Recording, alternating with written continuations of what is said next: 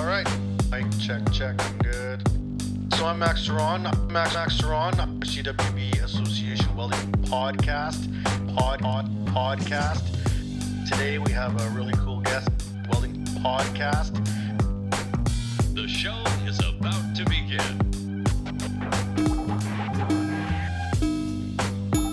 Hello and welcome to another edition of the CWB Association Podcast. My name is Max Aicher, and as always, I'm scouring the globe for the interesting stories that we all love to hear. And recently, our organization has come into collaboration with another association, which is AWMI, the Association for Women in the Metal Industries. And through that contact, we've gotten to meet Lauren Polk. So Lauren, welcome to the show. Hi, thanks for having me. So, Lauren, let's talk about a little bit where you are. It looks like you got some nice art behind you. Where are you sitting? What's going on? Yes, I'm in Hamilton, Ontario. Well, I was just in Hamilton a couple days ago. Oh, sorry I missed you. Yeah, I was there for the thunder snow. That's an interesting Fun thing. times. Yes. For people that don't know, it's when it's snowing and raining and blizzarding with lightning and thunder. So kind of like end of days. Yeah. Welcome to Hamilton, right? Exactly. So what do you do in Hamilton, Lauren? What's your job? So I am the maintenance coordinator at Max Aicher North America. It's a steel mill. We do hot rolled steel products, rebar, round bar coils, that sort of thing. Now, I got a soft spot in my heart for steel mills. I worked at the Evraz, back then it was called IPSCO Steel Mill here in Regina, for about 8 years as in maintenance. So I would have reported to you in the steel mill, and I cut my teeth in the steel mill on a lot of different things. It's a very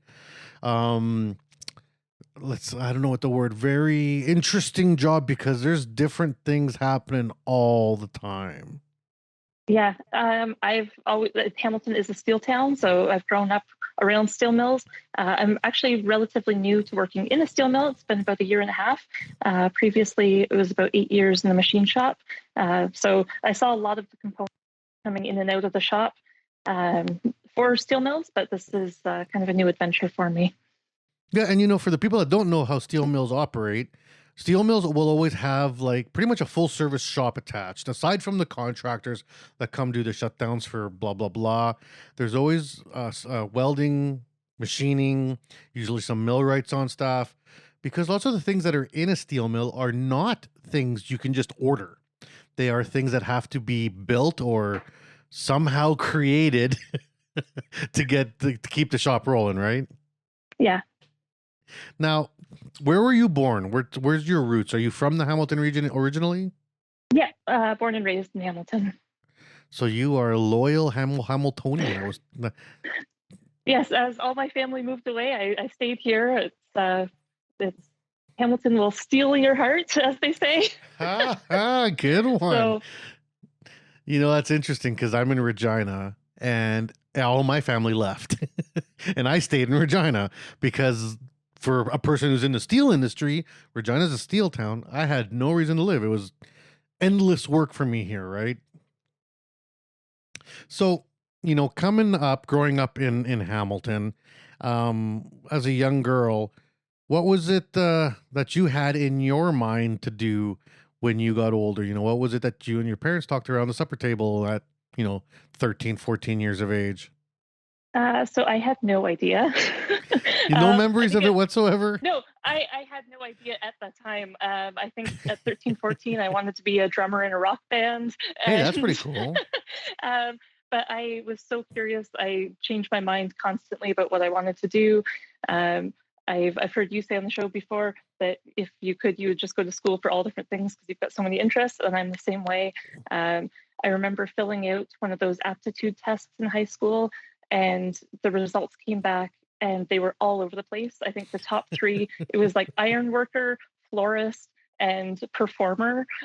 Like, it wasn't circus performer, but it was something like that. And my guidance counselor was like, what? Like, what did you do? How did these answers come up? They're so unrelated. but I think that kind of sums up where my mind is at. Like, I'm really curious. I love learning different things. So I definitely did not picture kind of the career path that I took, but after high school, I went straight into work. I was working retail for several years and trying to figure out, I didn't want to go into debt. I didn't want to go to school for something just for the sake of it. And I then set my heart on locksmithing and went to school for that in Scarborough. And so hold on. I got some questions already. So first of all, you come out of high school, kind of not sure what you want to do. I was very much in the same boat, although my dad was a welder, so I had like that kind of summer job backup, right? But when I did my aptitude tests, I had actually done really poorly in school up to about grade 5, 6. Everyone's like, something was wrong with me. I couldn't write well. I had these issues. I took these aptitude tests that I don't know if they do them anymore. I don't remember my kids coming home with them now, but when I was younger, we had to do them. And that's when they're like, oh, he needs more. Because I was like brain at 1,000 miles an hour. And I remember mine was like engineer or gardener. And I was like... But I was like, well, that's cool. I like being outside. Makes sense. It tracks. I get it. But for you, coming out, out of high school, you get into retail, which is kind of like, we all do that. We all kind of pick up a job. It's like the teenager job, whether it's service industry or retail. And there are skills that are required in those fields that I do not have. How did you do in the retail business? Were you pretty good at it? Or what were you selling? It depends. So I worked at a thrift store for several years, and I loved that. And then I worked in a grocery store, and I also loved that, putting out samples and getting to eat those. But I guess both school and retail, the biggest challenge for me was I was incredibly anxious. Like it was, and that I really struggled through high school with a lot of anxiety, depression type stuff. So even like being out in retail, I think I did okay at it, but it was exhausting just dealing with people all the time. So I didn't think I wanted a job surrounded by people. But I think I've learned that I actually am more extroverted than I thought. I just needed to learn some skills to manage anxiety. So that's a show right there, because I have struggled with anxiety my whole life. I'm medicated for anxiety. I have been for over 2 decades now. And people have this thing. I'm a podcaster. I have a radio show. I was in a band. I do all these things that are so outward. And people are like, how do you have anxiety? But as a small kid, I was like, never played. I was by myself. I was in the corner. I'd bite my nails. I had all the fidgets and all the weird things, pick and scratch and all these things that the anxious kids have. And it was just a matter of going to the doctor, getting proper assessments was key. And then also the skills you pick up, that it's almost like we're anxious because we want to be out there, but we create our own like offsetting, meter. That's like, I got so many things that I need to share with the world because my brain is going 100 miles an hour, but how, where's the block? And if you can get past or even just around that block, then it's like we love being out there for a bit. It is exhausting. There's definitely recharge time, right? Yes, for sure. So, you're in retail, you're enjoying it. I mean, that could be forever. That could be a like, especially in grocery stores, the Safeways, the Superstores, some of those have really good benefits and programs and all that stuff. What started happening in your life that made you be reassessing, like, no, maybe I don't want to do this, maybe I should try something else? Well, I still had so many different ideas. Like, it was still like every few months I would think like, okay, this is what I want to do. And I guess I was afraid to take a step towards something because I knew I changed my mind so frequently. But after I had kind of toyed with the idea of locksmithing for quite a while, I checked out, there was, it's called the Academy of Locksmithing in Scarborough. I thought I'd check out their classes, try that. So I was doing night school there and then working grocery store during the day. Really enjoyed the schooling part of it. And it was actually while working at the grocery store, they were getting a new security system put in, and the store manager mentioned to the people coming in that that's what I was in school for. We talked, and they ended up offering me a job. So I was working both jobs, and then went to work there. But it was kind of during the recession, like 2009-ish times. So I was there for about a year, and it wasn't what I imagined it to be. In my mind, it was going to be a lot of like picking locks and cracking safes and like really cool, interesting things. Ocean's 11 type stuff. Exactly. I think I watched too many spy movies, but and in reality, it was a lot of people just wanting to change their systems for more modern technology and like fingerprint technology and things like that, which didn't interest me as much. I probably would have kept going with that had I not been laid off, but I did get laid off, and then was just kind of looking for, okay, what am I going to do next while I kind of keep looking to see if there was anything. And I came across a internship program where they would match you with a mentor and put you into a career path where they needed people. And it ended up being a machine shop with Environment Canada. So I went in there never having really been in the machine shop before and having no idea what to expect. I actually thought I would, like, as an intern, I would be like sweeping the floors or like maybe helping with a few little things. Here's your coffee. But as soon as I got there, the mentor I was matched with, he was so eager to get me like right onto the machines. So I was like right onto the milling machines and onto the lathes. And it was terrifying. I was like, what am I doing? No, this is like, that was a huge, another like anxiety rush of learning that. But it was so helpful because once I actually did it, I was like, you know, this is awesome. And I think that was kind of a big step into trying something new, and like facing those fears really like opened up more opportunities. And then from there, they put me in the weld shop, which was another great opportunity. And as soon as I put the helmet on, I just thought, there's nobody around. I can't see anybody. This is like my little like armor almost. And that was, that felt really, really good. And I was like, this is perfect. No one's talking to me. And that's kind of what first really got me interested in welding. All right. So I'm going to break this into a few pieces. First of all, locksmithing.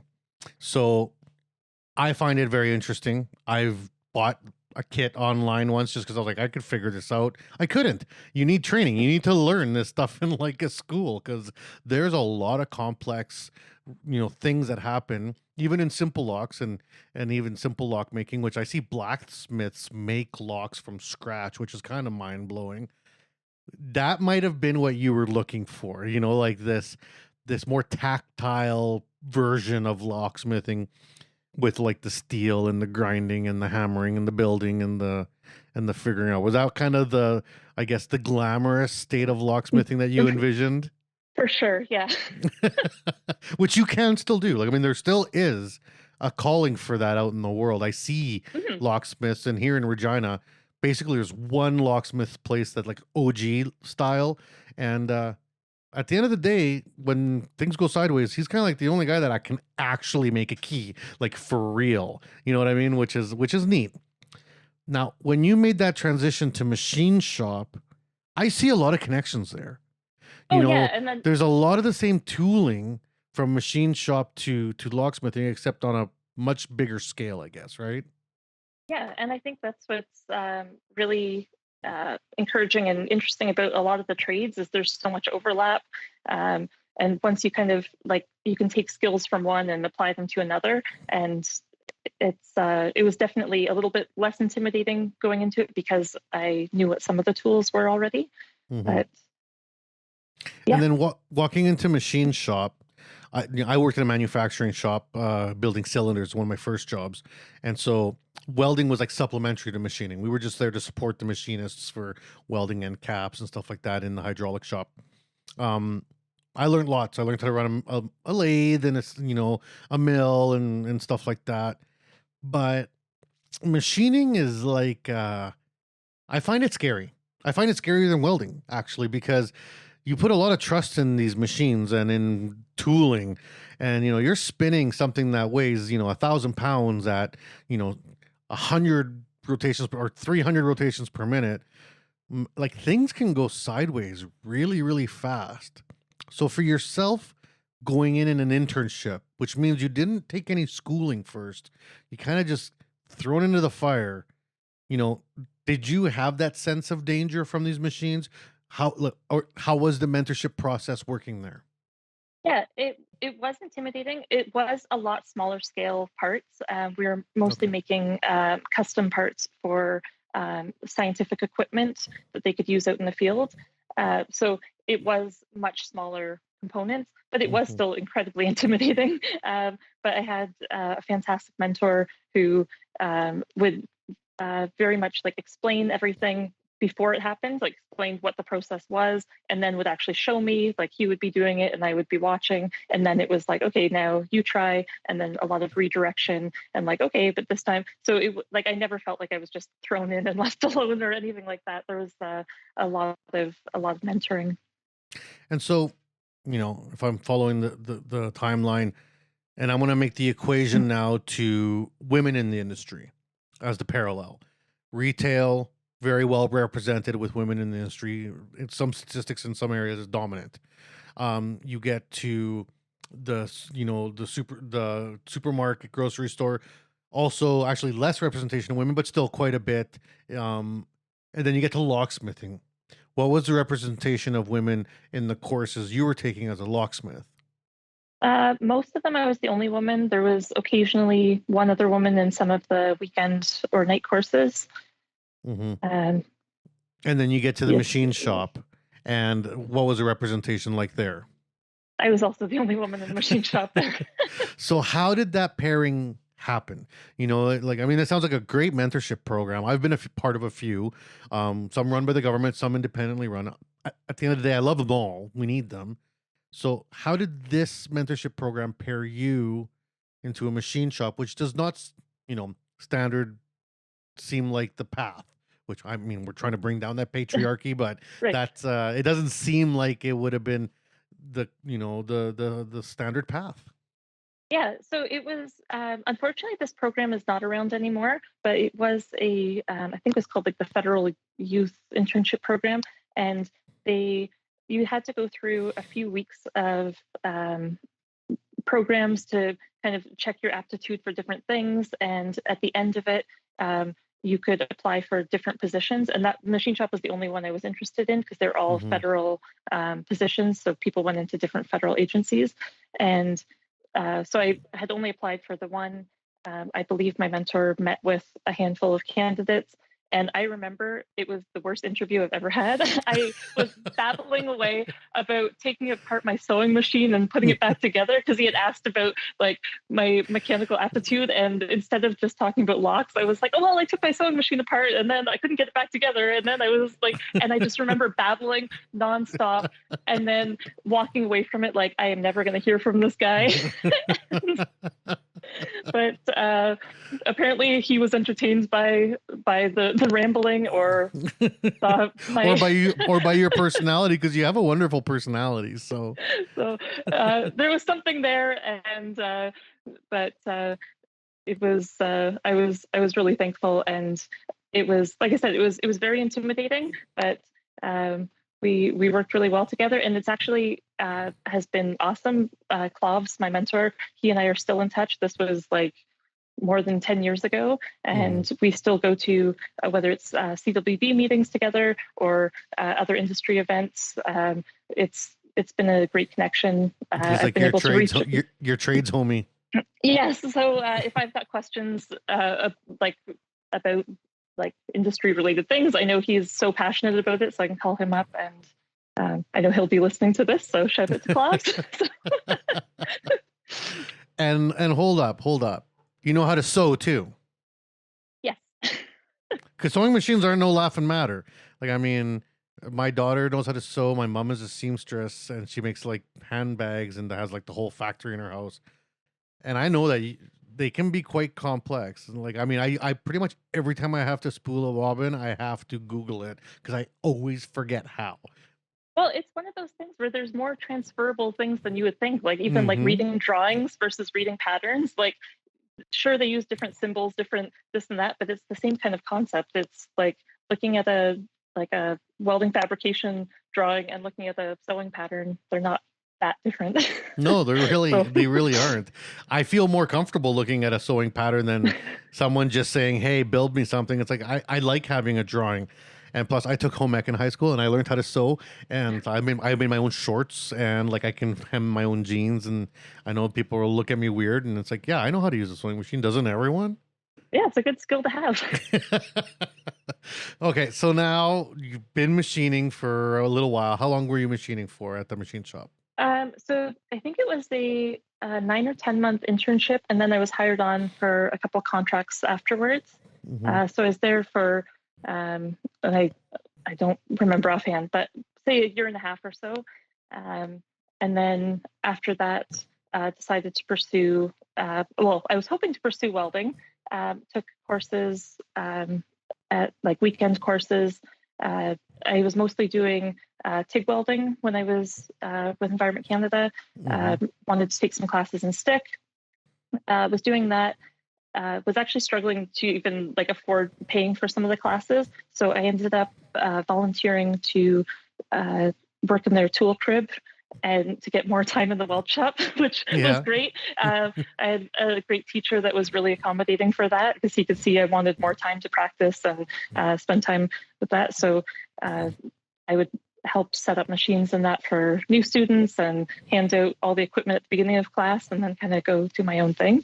So and which college were you trying to take courses at and volunteering at? Was it Mohawk or? It was before, it was kind of just as they were shutting down the Brantford location before they had fully opened up the new campus.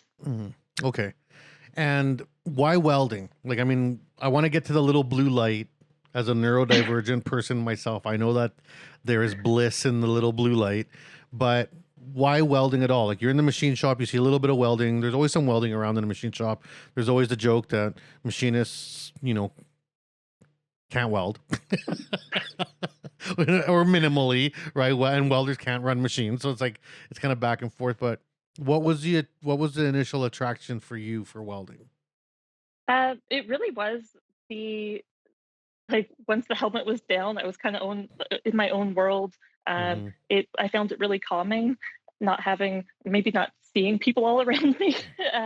I just found I was really able to focus and feel calm, and I felt quite confident in it. I came a long way in the short time that I was at the shop, so I thought I'll give that a try.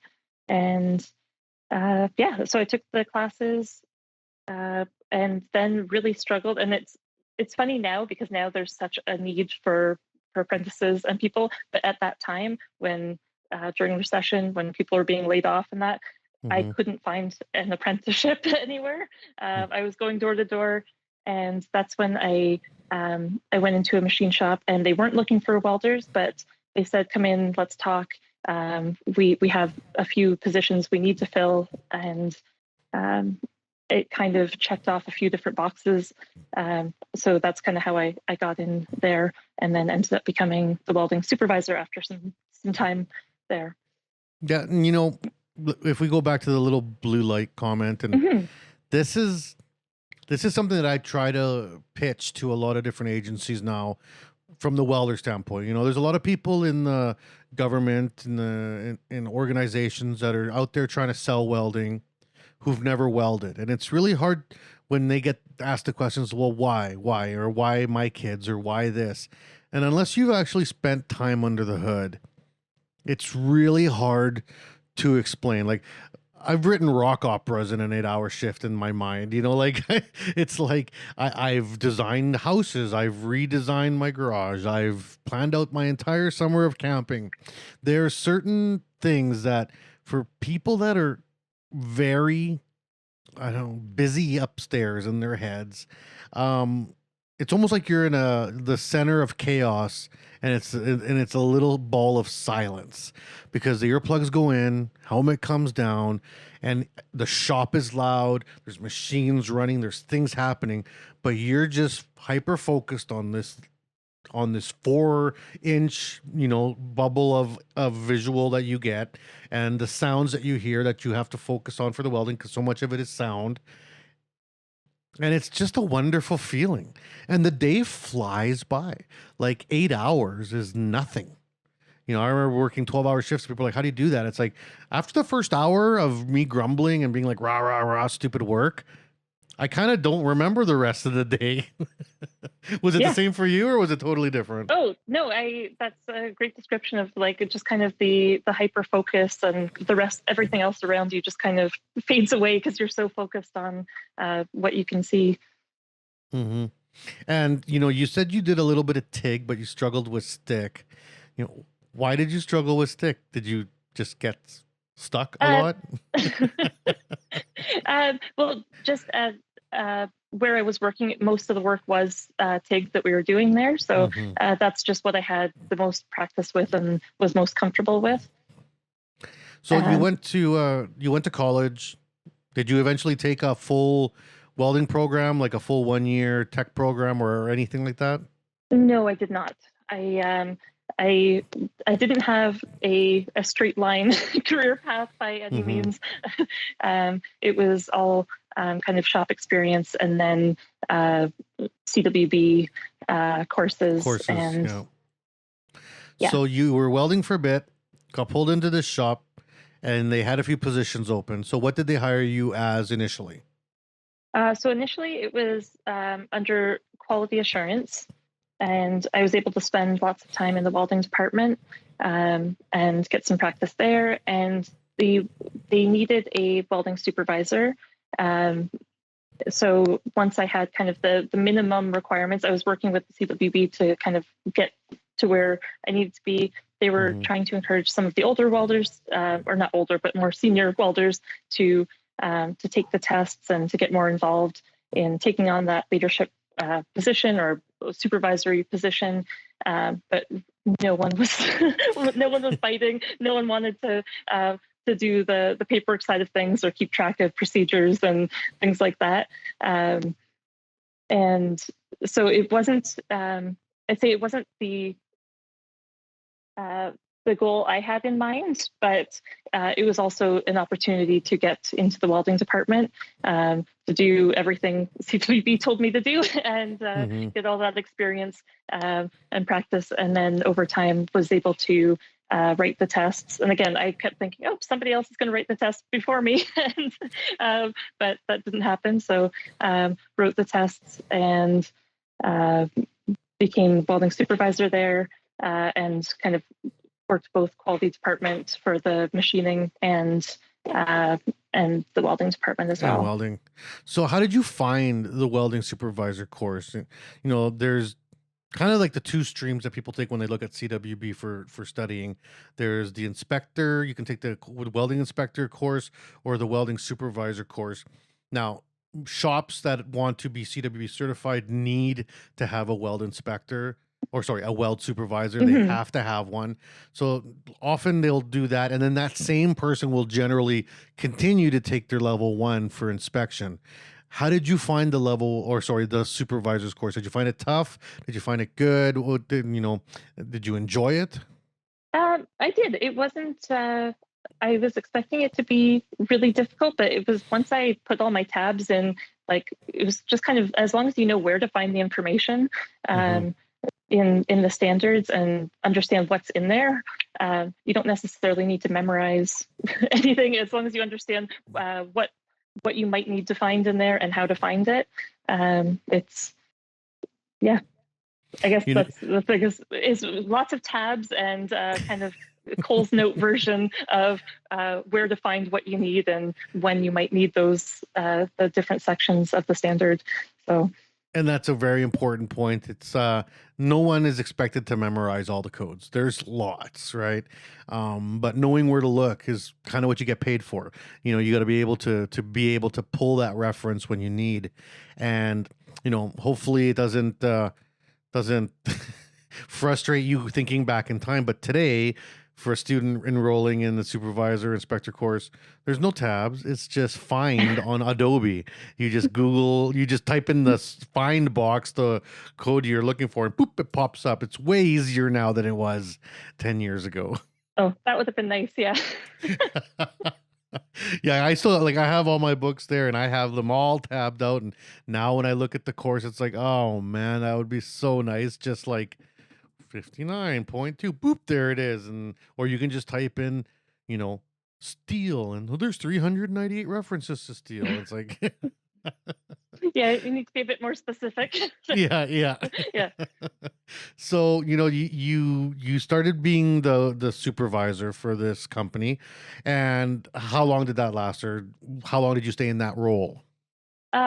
So I was there 8 years. It was probably a year and a half or 2 years in that I got the designation, and then they were looking at adding aluminum as well. So that was something that I was working with and kind of studying, and that was most of my experience previously. Well, maybe not most, but a lot of the TIG welding I was doing was aluminum. So again, reached out to our CWB rep, kind of talked about all the steps of implementing a new certification for the company, and brought that on as well, so that we could take on some aluminum jobs there. Well, that was fun. So you were a part of that whole process? Mm-hmm. Yeah, it was a much bigger process than I expected. It is. How was that process? And you can be mean. Don't worry. I work for the company, but I'm not those guys. So what about the process could have been better? What was good? I'm curious. I guess the biggest hurdle was there's no pre-qualified joints or procedures for aluminum, so that was a lot different. In the steel, we had a huge library of procedures that covered a lot, because it was all custom fabrication and that. So we had like a huge library, and then going to aluminum, where it was so much more specific, and it just took quite a bit of time to build up and test in all the different procedures. It was just a lot more time than I think anyone expected it to be, but it was so worth it once we got it, and definitely worth celebrating. Yeah, and it's almost like in a perfect world, there's just like a shopping list of the PQRs that you want, and you're like, okay, I'm going to go into aluminum now, and we're going to be doing these lap joints up to this thickness, and these T joints up to this thickness, and some open grooves, and blah blah blah. Check. Shopping cart like Amazon, Thank you very much, but it's not quite that easy yet, is it? Yeah, not quite. So you said that you were there for 8 years. So now we're getting close to the today time, because you look pretty young. I'm way older, so I would assume that 8 years there, it's probably not that long ago from today. What happened? Why did you decide to change out of there, or just chasing opportunities? Just something different. Again, I'd always kind of been intrigued by the steel mills growing up in Hamilton. It was just kind of feeling it was time to try something different, try a new role. So I heard about an opening there, checked it out, and now I'm in steel mill maintenance coordinator. So it's totally different, but at the same time, there's like enough familiarity that it's still comfortable. Totally new job, new environment, but familiar with at least like components and working with welders and millwrights and electricians, and in that sense, it's still very, very similar to before. Okay, awesome. Well, this is a great time to take a break for our sponsors, and when we get back, I want to do a little bit of backtracking, because you do volunteer for an organization now. And I know from experience, and maybe I'm wrong, but generally when people volunteer, they've always volunteered. It's not like something you just pick up in your 30s. So when we get back, I want to talk about, your volunteer path in your life and what you volunteered with and how you pursued that. And then also about this new job and the new gig and the stuff going on in your life. Sound good? Sounds good. All right. So everyone, don't go anywhere. We'll be right back after these words from our advertisers. The CWB Association is new and improved and focused on you. We offer a free membership with lots of benefits to anyone interested in joining an association that is passionate about welding. We are committed to educating, informing, and connecting our workforce. Gain access to your free digital publication of the Weld magazine, free online training, conferences, and lots of giveaways. Reach out to your local CWB Association chapter today to connect with other welding professionals and share welding as a trade in your community. Build your career, stay informed, and support the Canadian welding industry. Join today and learn more at cwbassociation.org. And we are back here on the CWB Association podcast. My name is Max Ceron, and I'm here with Lauren Polk, who's talking to us about her journey from high school to university to locksmith to machining to weld supervisor to codes enabler of aluminum to now at the steel mill at Max Aicher North America, MANA. Now, if we go back, when did you start getting involved in volunteer associations? You mentioned Klaus and going to CWB stuff. Like, at what point did you volunteer? Or did you volunteer since high school and stuff? Or, what's your vibe on that level? So I've always been open to volunteering. It was mostly like one-off type things through high school and earlier on. If I heard about like the Great Canadian Shoreline cleanup and things like that, or things like that, kind of one-off things I did quite often. But I started attending the CWB Association events, I think it was like 2010, 2011, around there. And I didn't even think that there would be volunteer opportunities through that, but loved going to the events, that sort of thing, and would definitely encourage people to check that out. But it was, I think, maybe like 2015 or so. I mentioned I was very socially awkward and socially anxious, and a friend of mine had for years asked me to come in and talk to a group about what I did and working in metals industry. She was running a program for women that were re-entering the workforce. So they had been off work for a period of time for different reasons, trying to re-enter the workforce. And it was just, they had different speakers coming in to talk about different job opportunities and different markets where there were lots of jobs. So she kept saying, please come in and talk. And I kept saying, no, I can't do it. I can't talk in front of a group of people. That's way too intimidating. I'm sorry, I can't do it. And it was probably the third or fourth time she asked me. I finally said, you know what, fine, I'll try it. I'm not promising anything because I'll probably just go on a total big tangent and screw it up. Or just clam up and run away.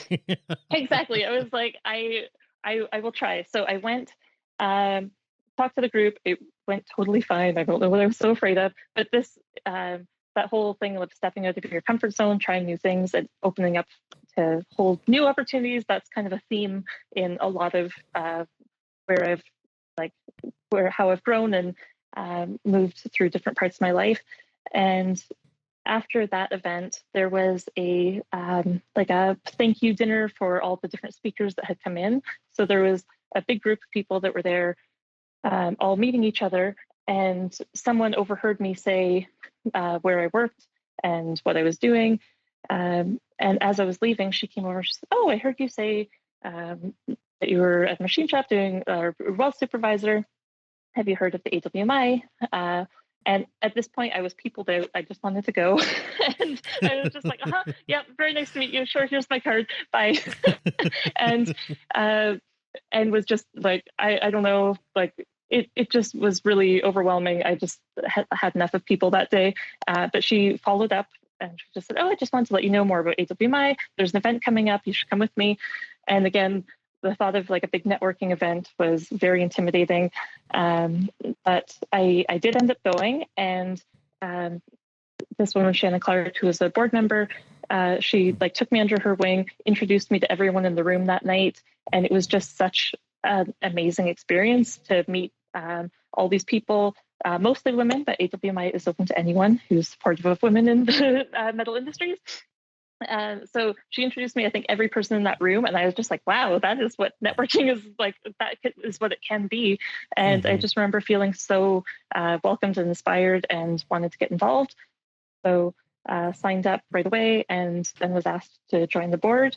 And now I try to be that person for any new members coming in that just introduces people, make sure there's no one standing alone at a networking event. So yeah, and any other, there's also the Association of Iron and Steel Technology Group. So I'll volunteer at their golf tournaments, things like that. Be a photographer. I golfed 1 year in it and realized golf is not for me. So now it's registration table or,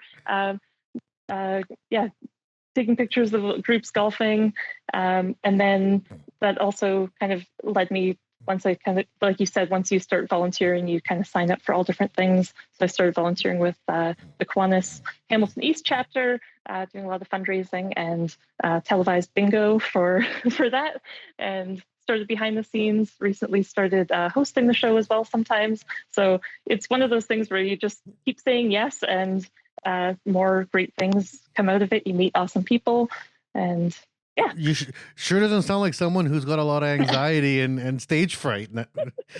It's anytime I have to do any type of, even this totally freaked me out. I know when I first got the invitation to be on the podcast, I was like, oh, I don't know if I can do it. And then I thought, no, you know what? This is every time I have this and every time I do say yes, like good things come from it.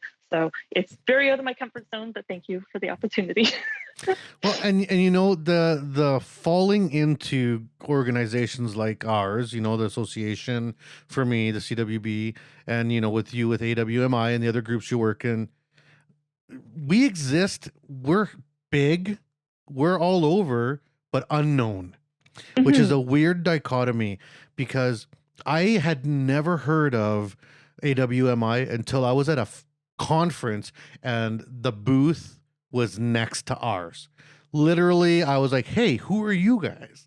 And they're like, oh, we're AWMI. And it was Beth Kitson and somebody else. And we interviewed Beth on the show already. And yeah, I saw that, yeah.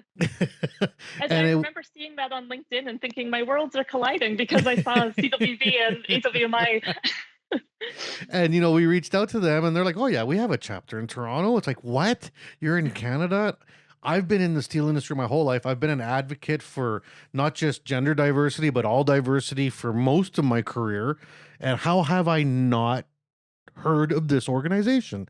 You know, and that happens a lot. You know, if that lady wouldn't have come up to you and said, hey, let me tell you about this, it wouldn't have just popped up in your radar. I don't think so, no. And why is that? Why do you think the association like ours or yours, AWMI, why are we not more in front of business or people or the demographics we're actually trying to seek? You know, it, as a volunteer on my end, it seems like everyone should know, but they don't.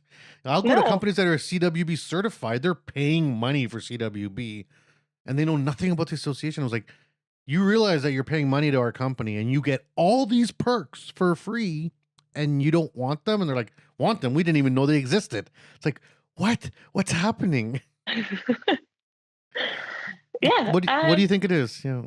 I'm not sure. It seems like certain events draw different people. So I know one of our recent success with the Toronto chapter is really trying a lot of different things to get different people, and like reaching out to not just having one type of job role or things like that. We have people in sales and purchasing and engineering, HR, accounting. We've got tradespeople. We've got like all these different pieces of the puzzle. So I think now it's trying to figure out what events are bringing all the different types of roles, and where are the interests. And I think that's all you can do is just keep trying different events and keep spreading it through the networks, and collaborating with other groups too. I think that's I think once you get people to come out to one event, they're more open to checking out other ones and making those the crossover. So yeah, you know, once you find people that are excited about the industry, then they're on board. You got them. Yeah, and that's the thing. I was just about to say that. It's like, and that intersectionality between, the groups, when I saw what AWMI was and went through the website. I remember talking to my staff, and it's like, I want to support this. Even though we're a not for profit, we want to support this group in some way or another, because I feel that not only am I interested in the mandate and what they're doing, and it's good for the industry, but I also feel like their membership, your membership of AWMI, could benefit from the things that we have to offer.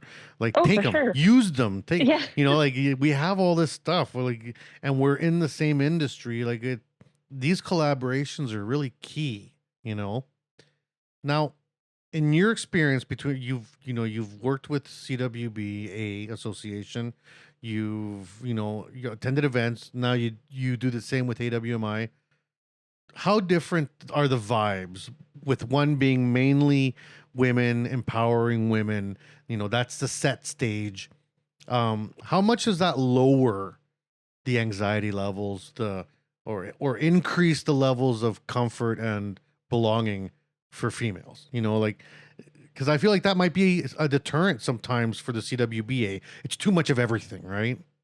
Well, and I think it depends on the type of event, but it can be intimidating. And when I first went to CWB or CWA, I know it's CWB Association now, but I still think of it as CWA. Yeah, me too. That's but, okay. Yeah.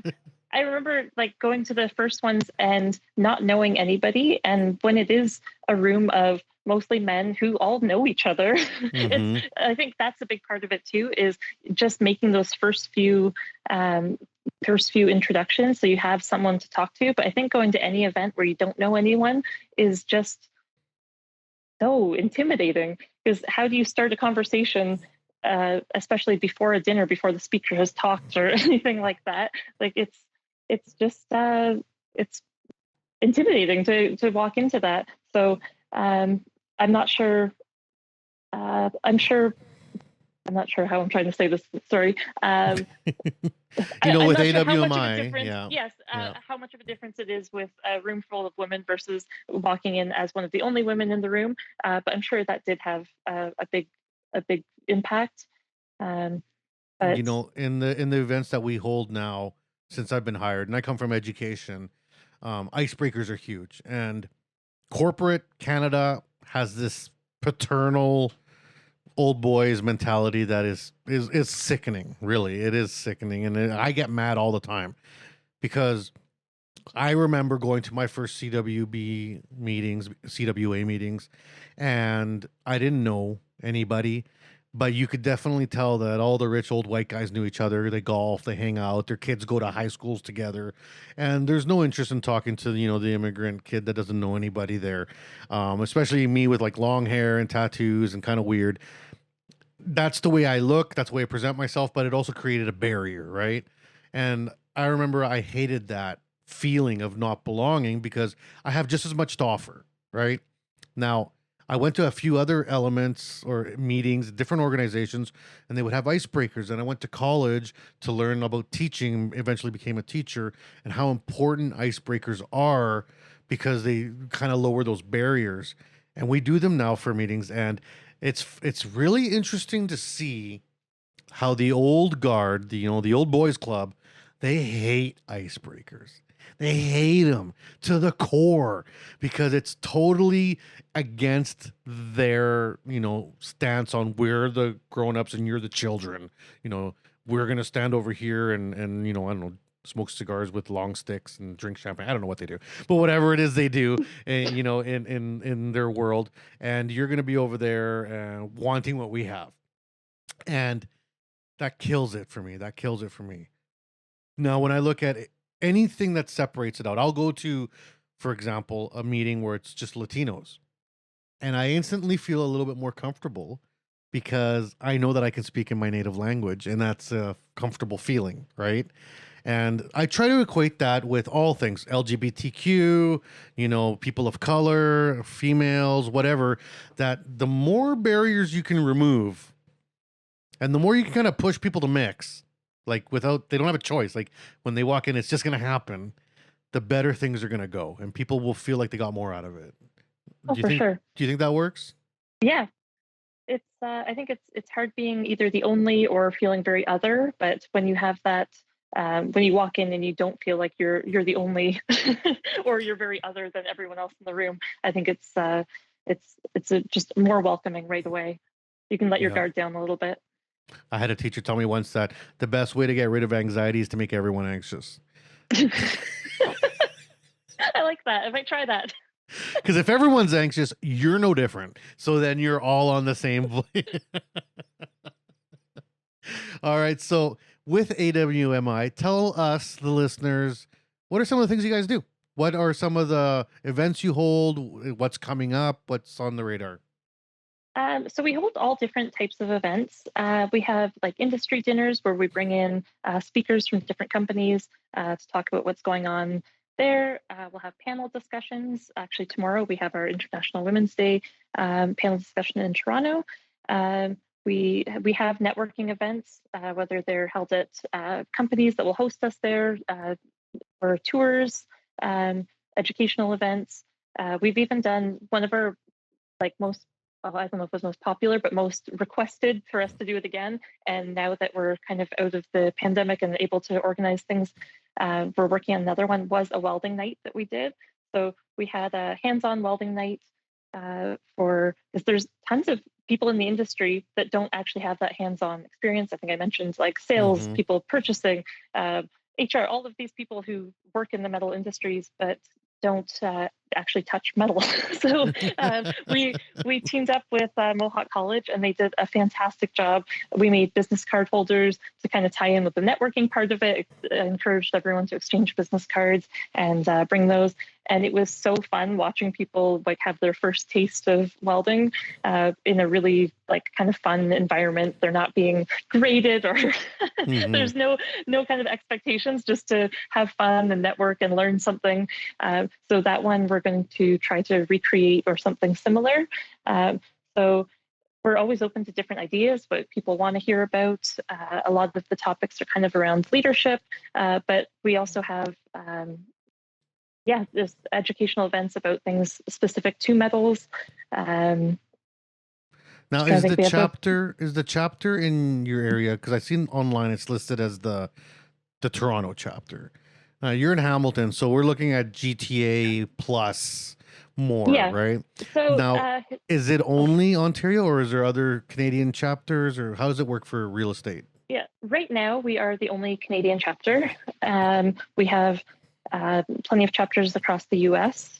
So if you happen to be closer to one of those, definitely check out what they're doing. But as a member, you can also visit. If you're traveling, I'd encourage you to check out the calendar and see what other chapters are up to, because you can visit other chapters and see what they're doing too. But yeah, we've had a lot in the Hamilton area, especially with mill tours and things like that. There's a lot going on in Hamilton, Burlington, GTA. But as our membership grows, we're trying to make sure we move the events around so that as many members can attend as many events as possible. Awesome. Well, I hope you reach out to us so we can do some collaborative events. I was talking to Daniela about that. It's like, we got to do some hand in hand.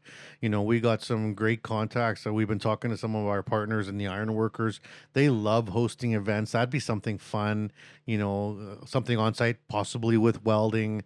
And not to take away the thunder from Mohawk or Conestoga, but, we used a lot of the resources over and over.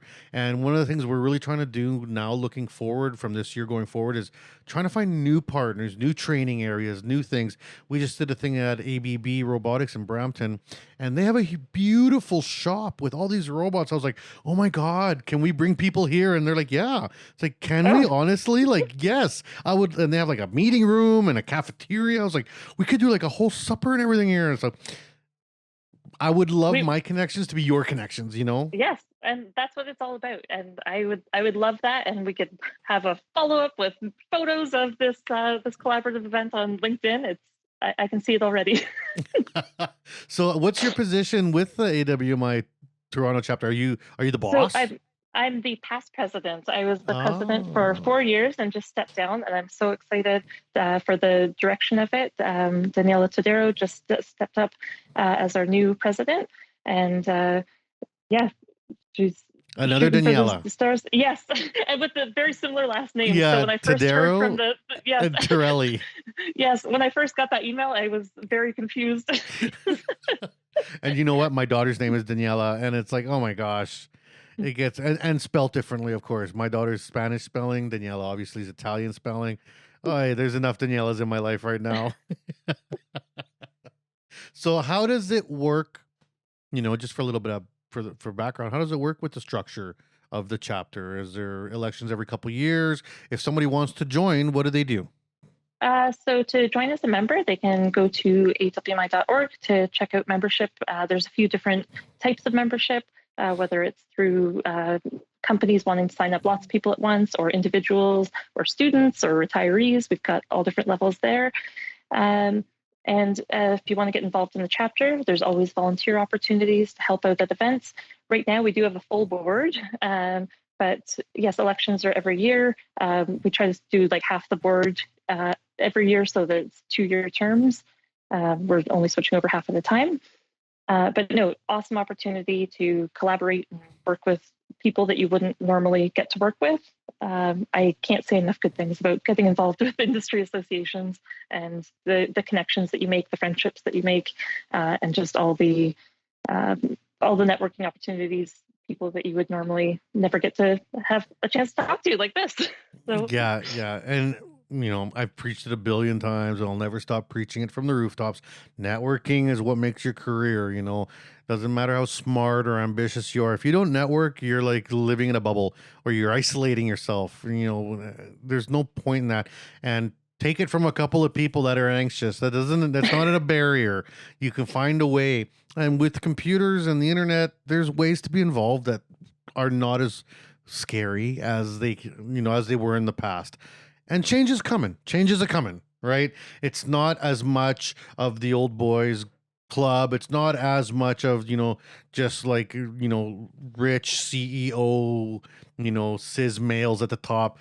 It's getting better. There is more women, there's more LGBTQ, there's more people of color, and we're all working to change that, right? So yeah, and if it is something that's scary, just go with the goal of meeting one person, getting one business card. Like, you don't have to stay for the whole event if it's too overwhelming. Just dip your toe in, set like little baby goals to get started. And then as you meet people, it gets easier, because if you go to the next one, you might see that person, reconnect for a couple minutes, meet one more person, and then it gets easier and easier. That's great advice. Great advice. All right, now we went on another tangent there. Let's pull back to your job. I'm curious. What do you do at the steel mill? What's your roles and responsibilities, and who do you boss around over there? Well, I don't boss around anybody, but so I work on a few different things. I guess it really depends on what's going on, but a lot of coordinating. So coordinating schedules, making sure people are available when equipment is also available to be worked on, and making sure we've got what we need to do the jobs, whether it's rental equipment or contractors. So do you schedule the shutdowns too, like when it's shutdown season and repair time? Yeah. So I work with all departments, making sure there's going to be, if the equipment is available, we've got the right people at the right time, the right stuff for that job. So working with electrical, mechanical, welders, contractors, all of that, making sure all those resources kind of come together. Lots awesome. of that. And just kind of taking on projects that are going on in the mill or improvements. There's so many moving pieces. It's hard to put in exactly what each day looks like, but there's lots going on, lots to learn. And what kind of mill is it? You said that you named off some of the products that you guys build. Are you a blast furnace mill? Are you electric arc? Do you guys do stainless or any alloys? What is it? So we bring in billets, and it's a rolling mill. So we do bar coils, rebar. So just like round bar products through the mill, and some thread bar, which is kind of an interesting product. Okay. And yeah, we are working on some stainless products as well, but primarily hot rolled steel products. And then how big is the mill? How many people are employed? And how's the last year of business been, post COVID? I think there's about 130 people at the mill. And it's hard to find enough people. We've got lots of work to do. We'd love to have more people, but I think that's kind of a common thing in the industry right now, is looking for people, how to keep them engaged, and yeah, it's business wise, it's great. We've got lots of product going out the door, but yeah, we'd love to continue to grow. So, this is a common theme. I field these questions on the daily about, the work shortage and what we're doing about it and what we can do about it.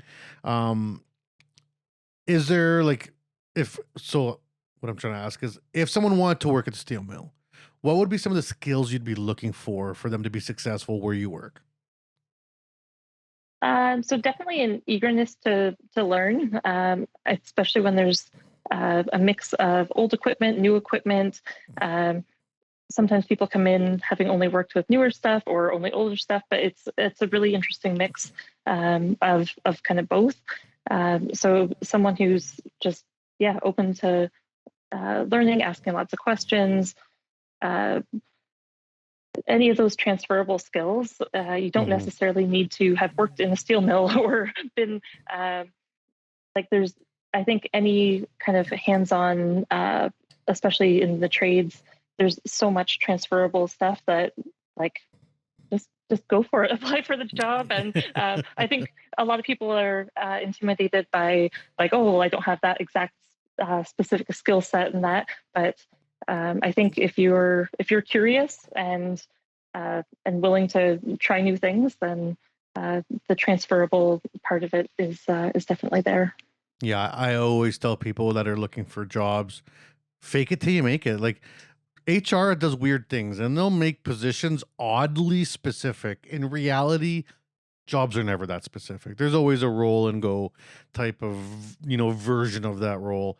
And people are like, oh, this job looks awesome, but I don't have X, Y, and Z. It's like, that doesn't matter. Just apply, because you may be really good at A, B, and C, and they can teach you X, Y, and Z later. Don't limit yourself when you're out there. And I know, everyone's looking for good jobs, and steel mills pay well. They're good jobs. Don't be afraid. They're loud. They can be a little dingy and scary sometimes, but I find it exciting. I find it fun. Like, I used to really enjoy when they'd be powering up all these big giant machines and just watching the steel fly down the line. It's like, wow, Absolutely. Are you on the floor a lot? Yeah. Yeah, I go for walks, and it's because it's a huge facility. You get all your steps in just taking one trip around. But no, I like to go out and see as much of the mill as I can, and any chance to see a new area that I haven't been in before, I jump at the chance to see everything that I can. Awesome. Well, we're coming up on the end of the interview, and because this is being released during Women Empowerment Month, and it's really the focus of so much of what we're doing for the month of March, what would be some key pieces of advice that you would give to, anyone who's identifying as a female, or even LGBTQ, or the not standard, genders? What would you say would be some nice points to get them ahead? Well, I think we've talked so much about networking, but really build your network, build your connections. There's it's once you've got those once you have connections, it's just that much easier to navigate the industry. So I think that would be if there's opportunities to be mentored or to mentor others, that's huge as well.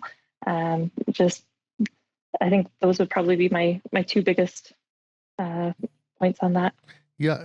And that's very important, because two sides to that coin. One, you need to reach out. People need to reach out if they're feeling unsure or scared or have questions. They need to reach out, because apprentices don't find mentors magically.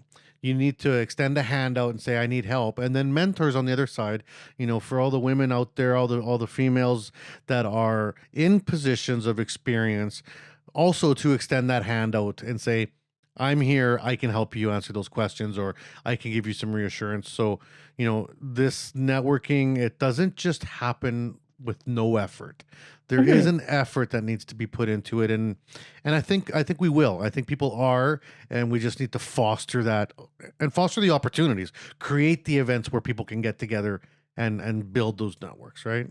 Yeah, and it doesn't always have to be like a formalized mentoring program or anything like that. Like it can be, let's just grab a coffee and talk about what's going on. And it can be a one-off thing. It can be you talk through a specific problem for a short period of time. It doesn't have to be like a long-term relationship. It's great when it does turn into that, but just pick people's brains. There's once you find people excited about the industry, you won't be able to get them to stop talking about it. So. Perfect. Well, you'll have to keep me in the loop here for what's coming up. Let's get something rolling together before the end of the season here, because usually people are off for the summer for these association things. So, let's see if we can do something. We're going to be in your area for EdCon. That's going to be in Hamilton in June. So I'll be down there for a week. So hopefully we can meet in person and do some industry talk and maybe go out and shake some hands with people and get people into both of our groups and say, hey, sounds great. Yeah. We're team association over here. I love that. Awesome. Well, thank you so much. And again, people, AWMI.org for information. And apparently the steel mill in Hamilton's hiring as well. So, check it out on Indeed and see what's going on, or Work Officer. I'm not paid by Indeed, whatever search engine you use, and find it. So thank you very much for taking time out of your day for today's interview. Thank you so much. All right. And everyone, please keep downloading these and sharing them. We're having lots of fun. We got lots of cool stuff coming up. And like I said, we have National Trivia Night coming out at the end of March. We have EdCon in June. We got skills all over Canada, skills competitions provincially and federally for the next couple months. So be involved with those. Great opportunity to see the youth coming up, get out there, spend a little money, buy some burgers and buy some waters, but get to the events because that money goes into skills and it helps those students. So being well attended at these events is actually important. So getting out there and cheering does add value. And, it's really great to see the youth coming up and making them feel like rock stars. And then we got EdCon in June, and then we got Fab Tech in September, and then October we got Canwell. So the slate's out, lots of stuff going on, and we're going to have lots of fun. So stay tuned for the next episode, and thanks for being with us today. We hope you enjoyed the show.